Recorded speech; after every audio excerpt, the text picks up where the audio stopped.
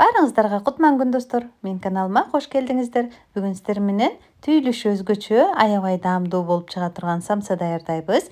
Эгер видео сиздерге кызык болсо, акырына чейин көрүп мени менен бирге болуңуздар. Рецептти жоготуп албоо үчүн менин каналыма жазылып коюуду унутпаңыздар. Самсанын камырын даярдоо үчүн бизге бөлмө температурасындагы айран керек болот.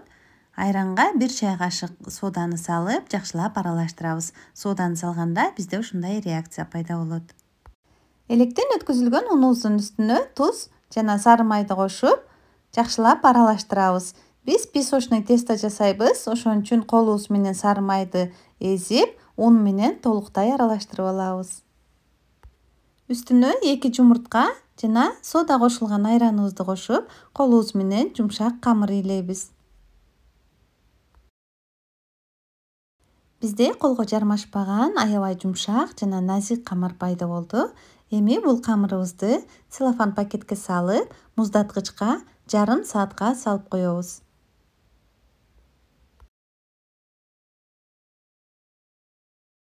Самсанын ичине сала турган начинкасын даярдап алабыз. Менде бул жерде колго тууралган уйдун эти, пияз жана картошка, татымына жараша туз, кориандр, мурч жана бир аз өсүмдүк майын куюп, жакшылап аралаштырып алдым. Өз каалоолоруңузга жараша ашкабак да кошуп жасасаңыздар болот. Самса аябай даамдуу чыгат. Муздаткычтан камырыбызды алып, бир кайтара ээлеп алгандан кийин майда бөлүктөргө бөлөбүз. Мен ар бир камырды 60 граммдан кылып өлчөп алдым. Ар бир камырыбызды тоголоктоп алгандан кийин бетин жаап 10 мүнөткө тыныкканча коюп коебуз. Тыныккан камырыбызды алып, керегине жараша un себелеп, чука кылып жайып алабыз.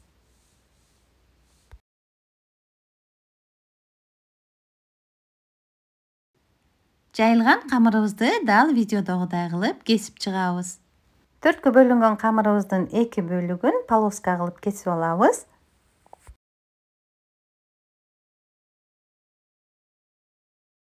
Камырыбыздын бир бөлүгүнө толтура фаршыбыздан салып, экинчи бөлүгү менен үстүн жаап, чекелерин бекитип чыгабыз.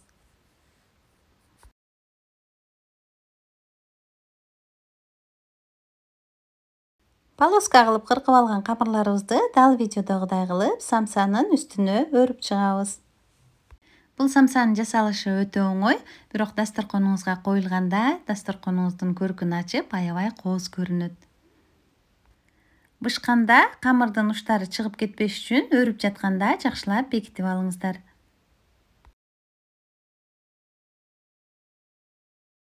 Түйүп даярдап алган самсаларыбызды пергамент кагазы төшөлгөн противенге тизип алабыз. Самсаларыбыздын үстүнө жумуртканын сарысын бардык жерине жеткизип жагып чыгабыз. Алдын ала 180 градус кызытылган духовкада самсаларыбызды 40-45 минутта кызарганча бышырып алабыз. Мынакей достор, 45 минуттан ичинде мен самсаларым ушундай кып-кызыл болуп бышып чыкты. Бул самсанын камыры песочный тестодон жасалгандыктан оозго салсаңыз эрийт. Самсанын өзү аябай даамдуу жана тоюмдуу болот. Достор, сиздер да сөзсүз түрдө үй бүлөңүздөргө, конокторуңуздарга ушул рецепт менен жасап көрүңүздөр. Эгер видео жакса, менин каналыма жазылып, лайк басып, комментарий жазып кетиңиздер. Сиздер менен болгон Динара Калилова. Самсаңыздар даамдуу болсун.